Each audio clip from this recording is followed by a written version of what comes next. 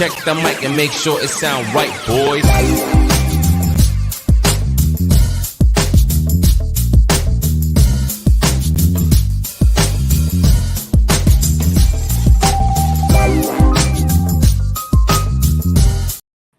So we had to go out today and get a milk carton for a missing Jared. And look what the dog drug in. We found him all the way down in Hotlanta, hanging out in the. Well, we won't say where he's hanging out. He's a well-behaved Jared. The dirty South. Yes, indeed. With the emphasis on the dirty, right there, Mr. Jared. No. Yeah. All right, folks. Well, can you believe it's already week 12, guys? We're already past Thanksgiving. I mean, what in the hell is going on this year? Yeah, we'll find ourselves in the off season again. Looking forward to having football back. I mean, it just goes back so fast. It just blows by, absolutely, 100% for sure. Well, we've made it through week 11, and somehow, well, let's review like we always do last week's performance, because we are accountable around here. Last week, Mr. Jared had about 10 bets. You had a lot of them there, Jared. You ended up losing $330.19, relinquishing your lead at the top of the hill. I told you 3 weeks ago, it's hard to keep. Yeah. Mr. Sean last week, he went 3-4-2, dropped $139.88. The 2-unit barely cover on the Bears got him through. I thought you were really good to go at halftime, but they have like a push on that one. Yeah, and that was the difference too. Winning that half a point, I put together all these bets. $10 bet for alternate lines that got me $400 too. That automatic bet that won by a half a point still a win's a win. Hey, exactly. How many you get by, just as long as you get by, right? They all count in the win-loss column. Yeah. You don't get any points for being pretty around here. You only get points. Otherwise, it would be a no contest, and Jared would be the hands-down winner. Ain't that right, Jared? It's hard to sustain it all season long. The law of averages, man. It's tough. I ended up going 3-0 with a push in there with those Bears unable to cover because I think the coach kind of made a bad decision right before the half going for that long field goal. And then Atlanta came back and scored a field goal right before the half, and that was the difference in the game. So maybe a little bit of a coaching mistake there. I wouldn't have personally done it, but what the hell? I sit in the basement and talk about football. They get paid millions to do it. And those Chargers came through with you on the over. Yes, well, yes, they did. And made me a little bit nervous on that $400 bet where I had the alternate under 60. So yeah, but both turned out happy. So the year-to-date totals as we go through, I got to shrink this down a little bit because it's a little bit too big, so forgive me. For some reason, you can't do it. So year-to-date totals, Jared, after losing $330, he's now up $277. Sean's up $48.02. Not quite what you're going to do with those 2 pennies there, Sean. Rub them together. Maybe you'll have a lucky week this week. And then I got 45.22. So apparently 2s on the back end are the place to be. Yeah, and then we end up with the 2 at the end there. And then for the year, we're still up $780. Kind of a major fall from grace because our man Jared is either up here or down here. There's like no middle for Jared. What goes up must come down sometimes. It's a tough game. Well, if there's any trend for you that's working in your favor, Jared, you haven't had 3 consecutive negative weeks in a row. Although it sounds like perhaps you should have wore a mask on the plane, but other than that, you're all right. So Jared hasn't had 3 bad weeks in a row. Are you gonna keep that streak alive of going no worse than 2 bad ones in a row? Yeah, I'm hoping. All right, well, let's get going. Well, Jared doesn't have any picks for this week. So far, he started out with the Giants yesterday. I'm on the fly here tonight, guys. Got that backdoor cover last night, and then just fell short on the over. Missed field goals, missed extra points, stopping Jared from collecting on that one. Of course, Sean and I both had the Patriots last night. Sean had him with the money line. I had him with the 2.5. Apparently, if you catch touchdowns, they don't count if your name is Hunter Henry. Otherwise, we might have covered on that game, Sean. Yeah. They said it hit the ground, and then you convince yourself it hit the ground, but then I'm watching the replays as they're going, and I'm not so sure it did hit the ground, but okay. It can hit the ground as long as you have control of the ball. Right, I understand that, but it's the fact that it hit the ground and then he bobbled it. But it looked like at least with the replays, at least the replays I saw, the ball never actually hit the ground. So then at that point, it doesn't matter because it landed up on his chest and he caught it. So, well, I thought the ruling was if you had control of the ball and it crossed and you broke the plane, the play is over at that point. Not because he didn't complete the process of the catch. This is that whole Jesse James from Pittsburgh 5 years ago. And I know it's 5 years ago because it was actually around this time Blake turns 5. I was in the hospital when that game happened, and there was all that controversy with the catch. It was the same type of thing. But to me, it comes down to, did the ball ever hit the ground? They made it sound like, oh, yeah, it definitely hit the ground, but I didn't see it hit the ground. I didn't see his hand. His hand was there. Inconclusive to me. Yeah, I saw some fingers underneath there, some digits sticking out under the ball. And it was called a touchdown on the field. So, yeah, I didn't like that. I didn't think it was conclusive either. Whether I was on New England side or not on that, I would never overturn that.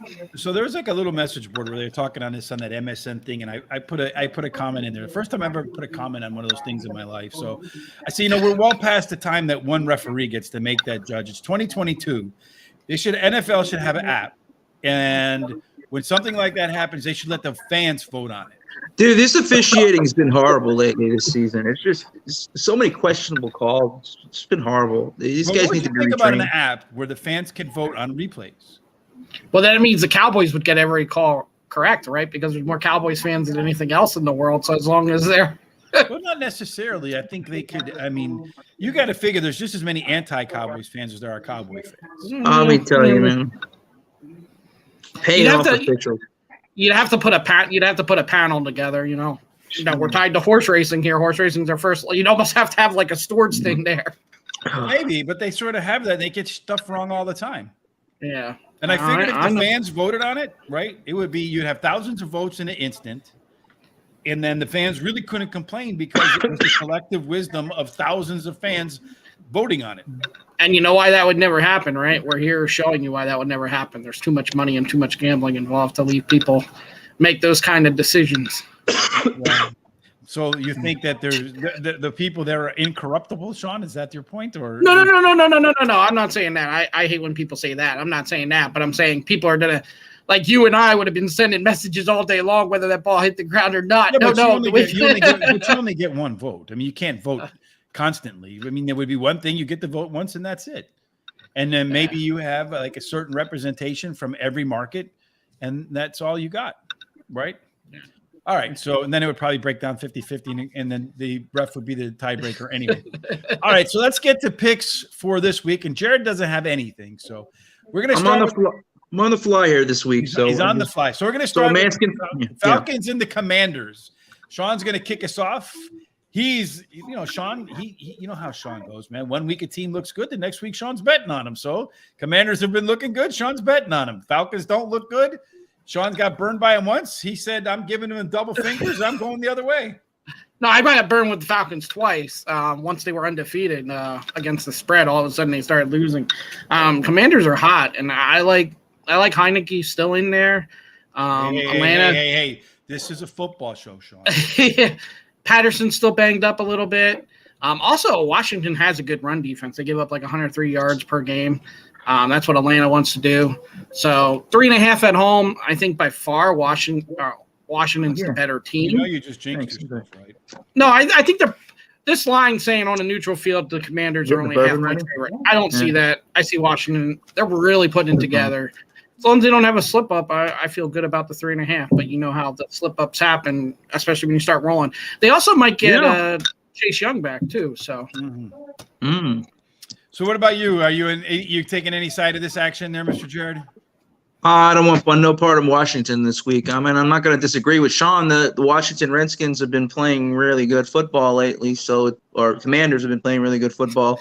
So it's hard to like, say that, the trend won't continue. As long as they're able to run the ball, maintain the clock, they should be easily able to, handle Atlanta. But, we've seen over the last couple of weeks, this is the NFL, and that's why they play the games. But, I mean, if I was going to bet this game this week, I would actually, I hate to say it, I would lean on the Atlanta side. He'd lean on it. He's not betting it, though. Not betting it. for the Week 12 sheet, what does it say in that game for me? Where is that game in here? It's there. It is. The Commanders. It says Washington wins, but Atlanta covers at 4 points, Sean. But it's at 3.5 now. Is that where it's at? Yeah, it's at 3.5. So it's going to be 50-50 for you. So for me, it's not good enough. It's not close enough for me to go ahead and make a play either way. Could be a trap game too, one of those games where the public says, "Hey, money's on the Commanders. Take the Commanders. It's a safe bet," and you get bamboozled there, and Atlanta's the one that calls it out. It's coming to the time of the year, right? Like with college, you've seen it today and stuff too. You got to throw out some of these records and figure out which teams are actually for real and coming on. Which teams have better records, like the Giants, like the Vikings, even though they did win last night, that might not be like the record says. The Commanders are really coming into it here. I think their 6-5 is legitimate. Well, one note about the Vikings, they have a negative point differential, and yet they're competing for the NFC home throughout the playoffs. Not so much. Well, yeah, they maybe still are. All right. You got to start making your judgment on your own without the record and saying, okay, was this a thing because of the schedule and stuff like that? The Commanders, they just got healthy and they got the right quarterback in right now. If they go back to Wentz again, I'll jump right off. But as long as Heineke's in there, we're good. Chargers and the Cardinals, battle of the two teams that probably might be two of the more disappointing teams on the 2022 campaign. Is this for the title of the most disappointing, Mr. Jared? Most disappointing? I would say the Cardinals are. I mean, everybody thought that, Kyler Murray would be having a great season this year. I think we were both high on him. They didn't realize the Call of Duty was coming out during the middle of the football game. He hasn't played since it came out. This is one of those games. I like this game only for the simple reason. I think the numbers speak for themselves, and the way Arizona is, this is a great spot for the Chargers this week. I love the Chargers in this game, and I'm going high on the Chargers this week. 5 units on the Chargers for me. Oh, Sean, I feel so bad for you, Sean. I feel so bad for you. Good thing I have that locked in. Yeah, honestly, I feel so bad for Sean right now. This line's a little low in my opinion. It should be more like 4.5. You got Kyler Murray coming back, but the Cardinals defense they just keep giving up points. The Chargers always seem to screw me when I take them or take the over with them. But right here, they got to win this game by a field goal. And again, they're such the better team than the Cardinals. Showed me a lot of grit in that Kansas City game, and it just felt like that was just one of those games that was like, come on. Yeah, they folded, man. And I'll also say I think the time with Cliff Kingsbury here might be coming to an end. The players don't seem to be playing for him. He's making some bad calls. Just it's not working. The Chargers, though, one thing I did say last week when we said about Mike Williams coming back, I said, yeah, he's coming back, but how long will he last? He got hurt on a great catch. I believe he caught the ball. It was a great catch, but then got hurt, and now he's out this week too. So, right back. Palmer has filled in really nicely, and I think Keenan Allen is a bigger sink anyway because he's the security blanket. He's the Linus blanket for Herbert. So if Keenan's around, it's going to make Palmer more effective. It's going to make Eckler more effective. I think the whole offense will be more effective because Keenan Allen, like I said, is that go-to guy in the go-to moments where you can count on him making the play. I will say, we talk about jockeys all the time or football teams, those teams that you play and they do the opposite of what you want them to do. The Chargers seem to be that team for me. I really had that feeling last week when I had the under. I was like, no matter what I have with the Chargers, seems to be the opposite. So I was reluctant, but giving up 2.5 to the Cardinals, I think the Cardinals are just wrapping it up this year. So. Could be. All right, so I'm on this game once again on the over side of a Chargers game and a Cardinals game too. I do think the Cardinals will be better this week because you got Kyler Murray coming back. He has his security blanket, and you lose Hopkins Ertz for the season. That hurts their offense. Are you thinking you're on the side of believing the caution, being optimistic? This is a big game for DeAndre Hopkins. I just don't see it. Every game is a big game for DeAndre. The guy performs no matter what. He lights up because he's a big physical receiver. His game is not speed. His game is body position, and he's the master of body position in the NFL. There's nobody better at that than he. And then once that ball touches his hands, it's a Venus flytrap, and the ball is a fly. It's mine. That's it. And I also think that a healthier James Conner makes a big difference. And, cutting Eno Benjamin, it seems to me like that move was not necessarily just because he complained. Maybe he was, and I don't know this to be a fact. I'm not in the locker room, but it seems to be kind of an abrupt sort of move on a guy who's complaining because he's not getting playing time. Maybe he was a possible problem in the locker room, and now you've maybe eliminated a locker room issue. Connor is a little bit healthier. They're also probably going to get Marquise back this week, downtown Brown. So I think that passing game is going to be even more efficient than it has been. So I can see a lot of points. And also that Chargers defense, man, you saw it against the Kansas City Chiefs. You can go down the field and score on them in 30 seconds, no problem.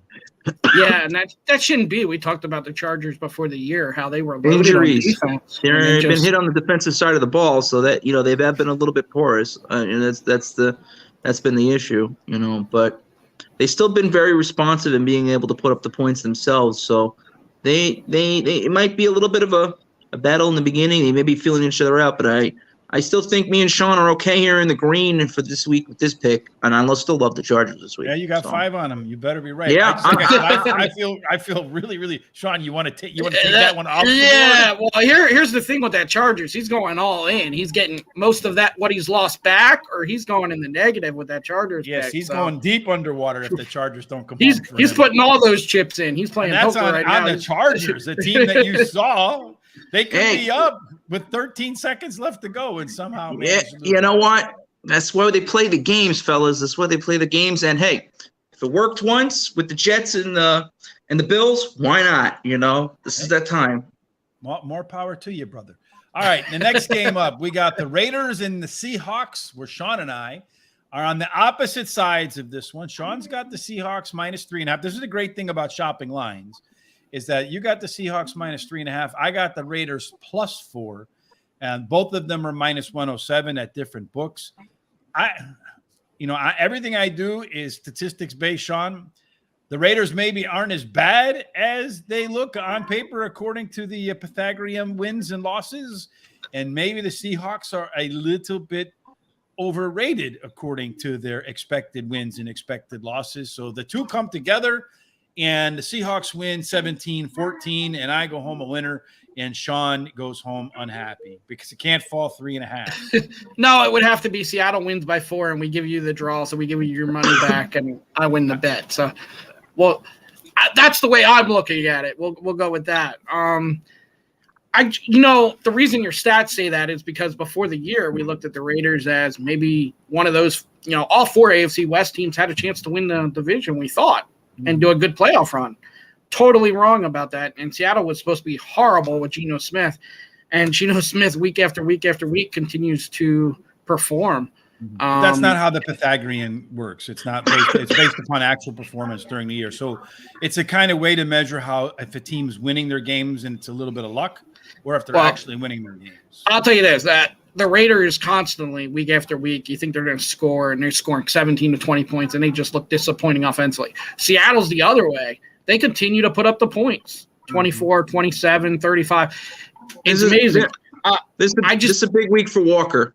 This is a spot for Walker. I mean, yes, I could see 2 touchdowns from him, just pound the Seattle. Are you putting 5? Are you putting 5 on the Seahawks too? I got 2 on the Seahawks this week. Oh no, 2's not enough. 2's not enough. That's what I have. You got to do more than 2. You can't just be even with Sean. All right, so then you know what? Then I'll go up on that. I will go and take the bull by the horns. I will go 4 units on the Seahawks this weekend. Oh, Sean, I feel bad. Jared. Jared, are they giving out moonshine down there in Georgia? What's going on? I got some bourbon. Good. Yes, I think you got more than some, my friend. So the other thing here with the Raiders too is Jacobs is a little banged up, so he's questionable again. And when he's in, their offense is a lot better than when he's out. So they just can't finish games, and I think McDaniels is on his way out. This team is not. This team is lost, and this guy ain't the coach. He's not the guy for this team. There's no fight in this team. They look like they're in it every week.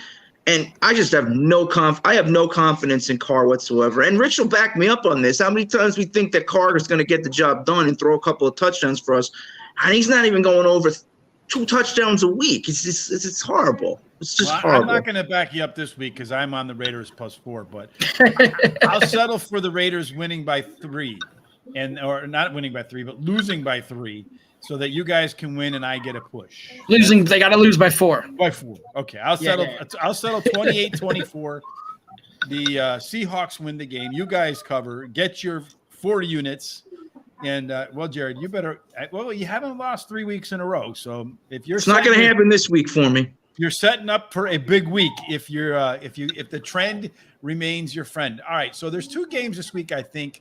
Overall, let me just double check and make sure. There's 2 games this week where you got 3 games this week. 2 games with double-digit lines. The Miami Dolphins against the Houston Texans, and the other one is Sean just loves to play them Kansas City Chiefs and lay double digits, man. So -15.5. Woo! That's a big number, Sean. This goes back to another one. The Rams are packing Against their bags. The Rams are packing their bags. They're 3-7. Stafford's definitely out. As far as I knew, now today they said John Wolford still has a chance to play. It was looking like Bryce Perkins was playing this game. That's a rookie out of Virginia. He did come in last week at the end of the game. He was running around more than anything. Their receivers without Kupp, really don't have that much depth. I just don't see the Rams stopping the Chiefs enough. And where are the Rams going to score points here? Well, I think 15.5. Kansas City is another team you could score on, Sean.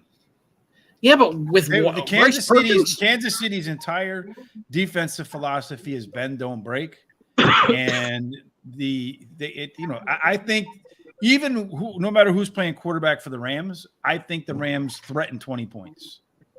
I see 17. I could see 17. I definitely see 17 this week. Definitely see 17. If you see 17, you don't see 35 by the Chiefs? Well, you think the Rams defense is that bad? It comes to the Chiefs offense that's been putting up points, and the Rams defense has not been that great. Sean, I'm going to say 28 this week for the Chiefs. I'm going to say 28-17. Yeah. Ooh. That's 11. Yeah, no, I don't see that. But, hey, I know giving up this many points is a problem in the NFL. But if Bryce Perkins goes into Kansas City making his first career NFL start, it's going to get ugly, and it's going to get ugly fast. It will be 14-0. Keep going high.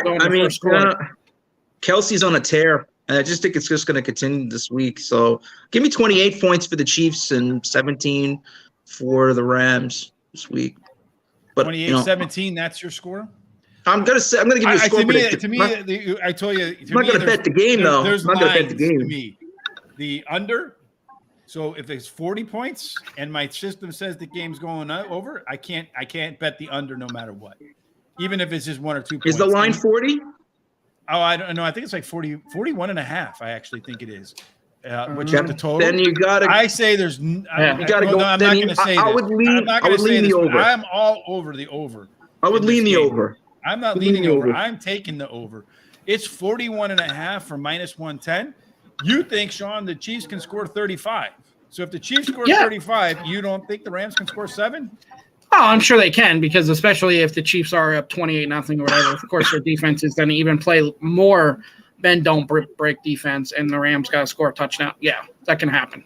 So yeah, this feels like the sucker bet to me this week, because the Chiefs can score, right? We know the Chiefs can score. We think the Chiefs. So the Chiefs are favored by 15.5, right? Too high. That line's too high. Wait a minute, but the total is 41.5. So let's put this. So that's 41.5. So if you divide it by 2, that's what? 20 and 20.75? 7.5. 20.75, right? Yep. What? Correct. 20.75. Just hold on, Jared. You're messing me up. Like 20.75. So they're a 15-point favorite, right? So they're saying the Chiefs are going to score 29 points, and that the Rams aren't going to get to 12. I didn't say that. No, that's what the line is telling you.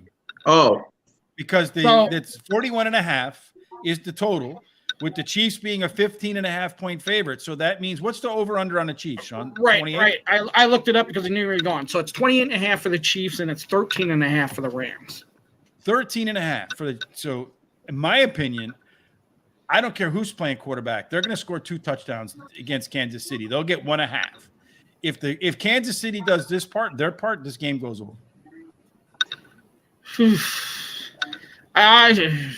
The Rams are just, they're ready to pack their bags. Their weapons are out of the lineup. Bryce Perkins making the first start possibly. It's just, you better hope Bryce Perkins is running around. You think the Chiefs can shut them out? I'm not saying that. No, I don't see a shutout. I would not be confident over 13.5. But would you be okay? So you might not be confident in 13.5, but the line is set at 28.5 for the Chiefs, right?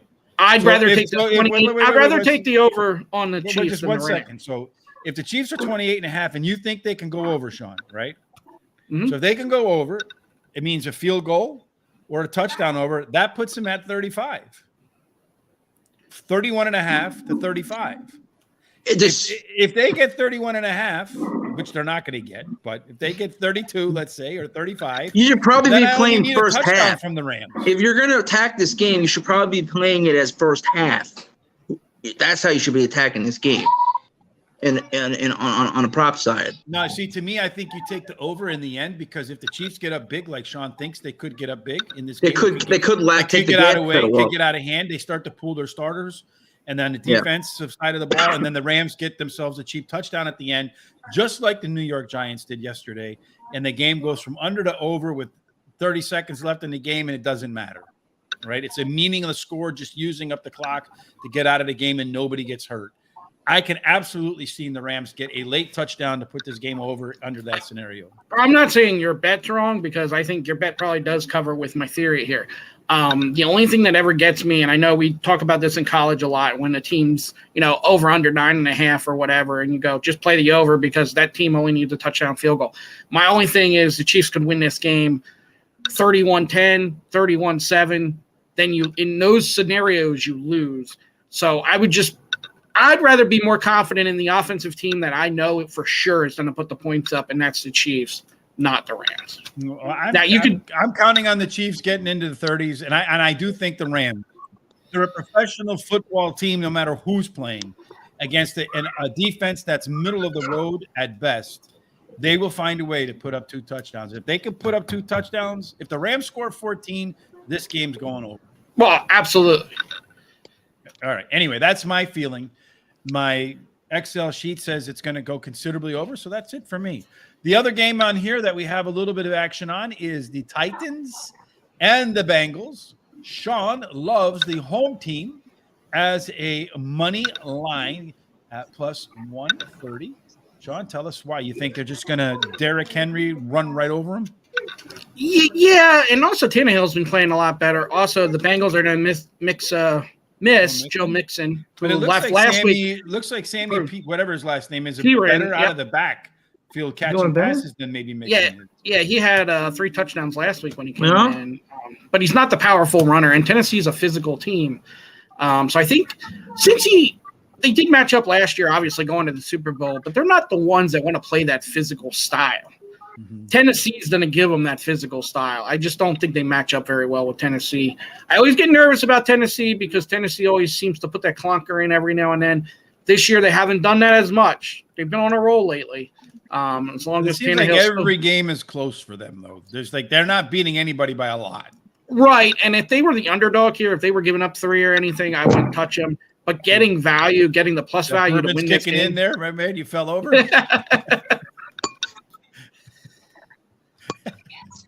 All right, I guess there's no like Phil Collins, no reply at all.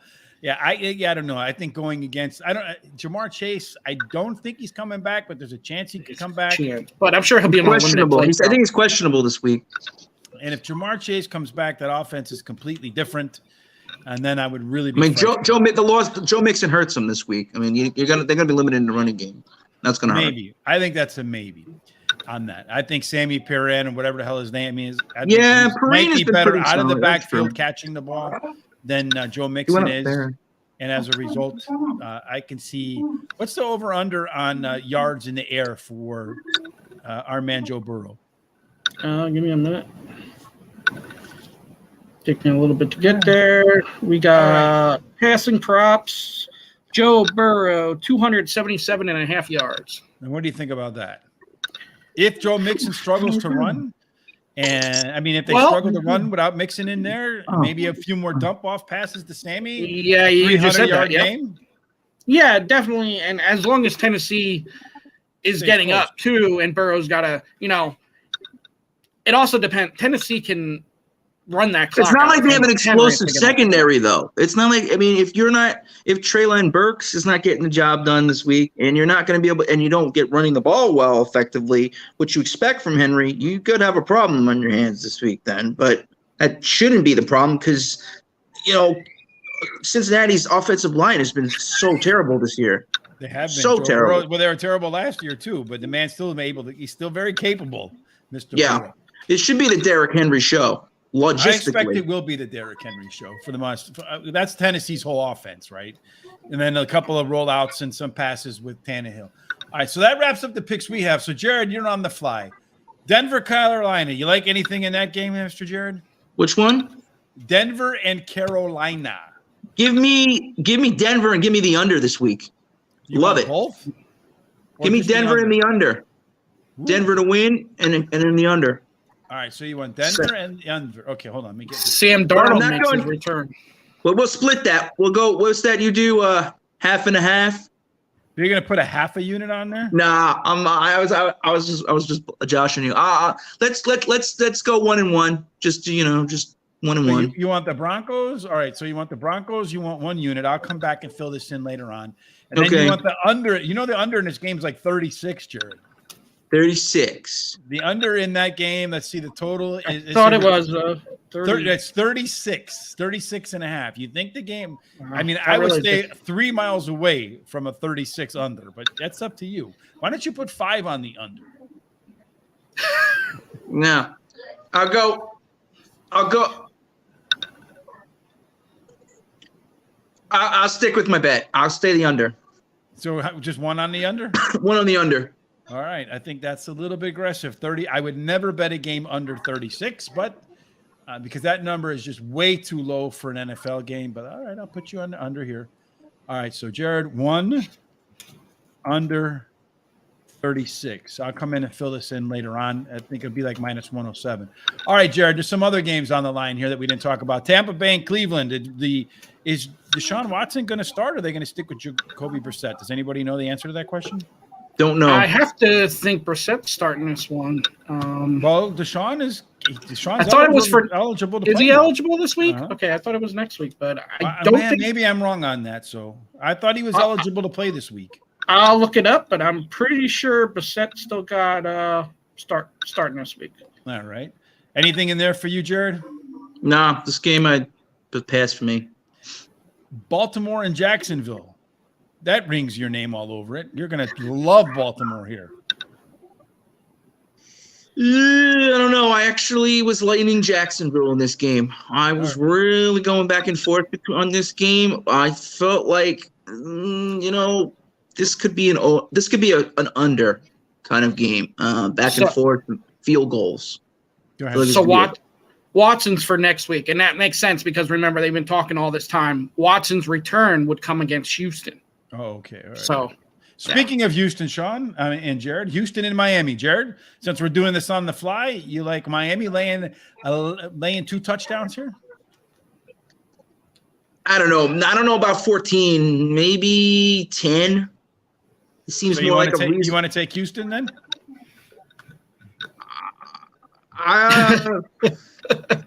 It's tough, man. I still like Miami. I still like the Dolphins outright, though, this week. All right. So you want to money line them at minus 300? What? They're minus 300 this week? Let's see. On the money line, they are. Miami. It's even worse than that. It's even minus worse than that. minus 900. You want to minus? Oh no, 900 too much juice. No way, no way, no So way. I will say an interesting bet on that I may look at for Sunday. I'm not going to make it official here, but Miami's over under is 30.5. I think they probably go over that total. Probably, Sean, because if they get ahead, they're just going to try to burn the clock if whatchamacallit's not scoring.